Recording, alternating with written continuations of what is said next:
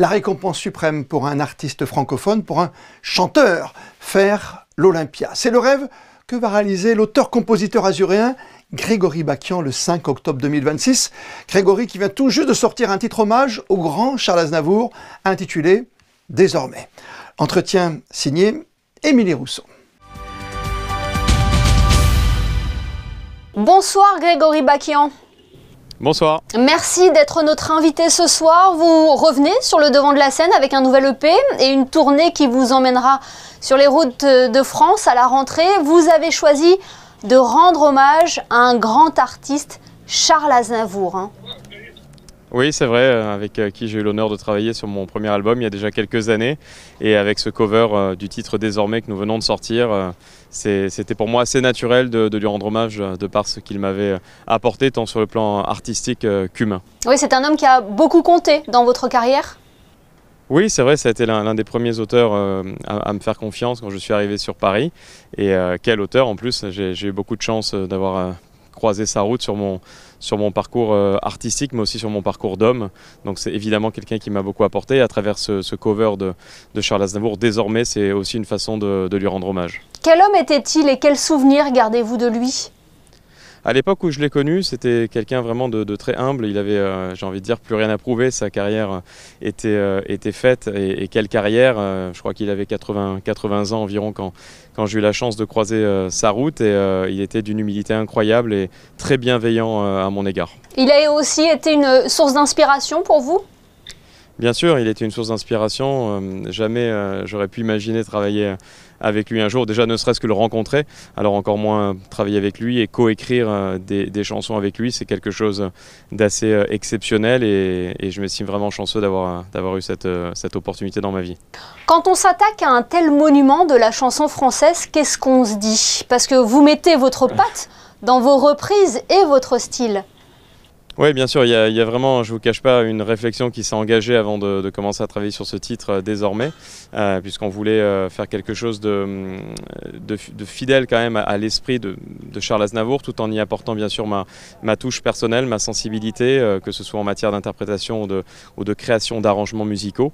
Et il y a eu un mois de réflexion et au final, voilà, vraiment satisfait de ce qui a pu être réalisé. Et cet hommage que vous lui rendez ne devrait pas s'arrêter là. Il paraît que vous travaillez sur un projet d'envergure. Est-ce que vous pouvez déjà nous en dire plus ? Oui, bien sûr, il y a un projet de spectacle en hommage à Charles Aznavour qui débutera à partir de la fin de l'année 2025, mais essentiellement à partir de 2026, un petit peu partout en France et même à l'international, puisque Charles Aznavour avait une notoriété qui dépassait les frontières, bien sûr, de la France. Donc voilà, il y a ce beau projet qui est en préparation et dont je pourrais parler un petit peu plus sans détail d'ici quelques mois, mais c'est vrai qu'il y a un beau projet avant cette date qui aura lieu l'année prochaine sur la scène de l'Olympia. Oui, voilà justement l'Olympia qui vous ouvre les portes le 5 octobre 2026.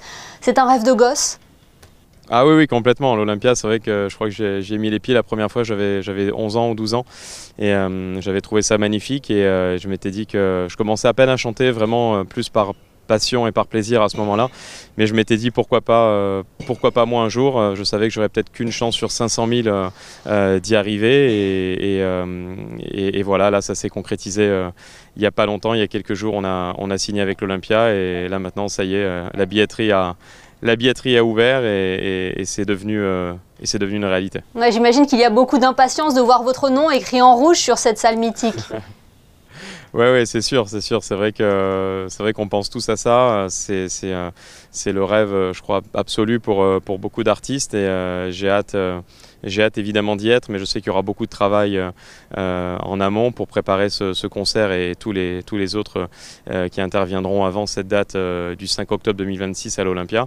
Plus de 150 heures de répétition de prévues, donc il y a du boulot, donc c'est vrai que j'y vais step by step et je me concentre sur les prochains objectifs et l'Olympia c'est encore un petit peu loin quand même. Est-ce qu'une date est prévue à Monaco? La Principauté a une place particulière dans votre cœur?